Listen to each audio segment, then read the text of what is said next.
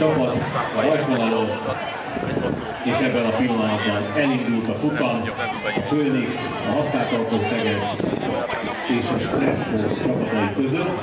Sajnos nem figyeltem, mikor fölmentek a csapatok, hogy nem tudom megmondani, hogy melyik.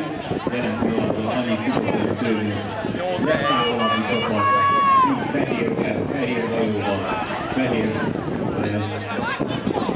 sárkányfej nélkül, tehát nincs a sárkányfej rajta, nagyon szépen együtt mozognak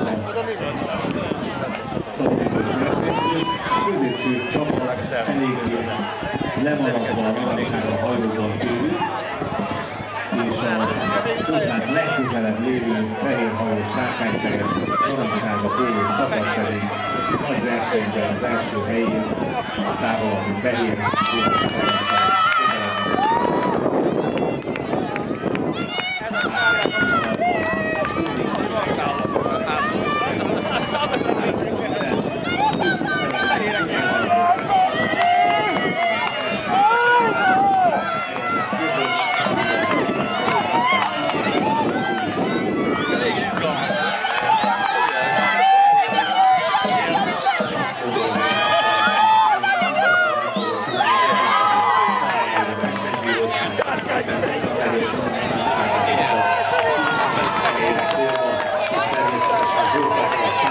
A fehér pólós csapathoz azt a sárkány fejet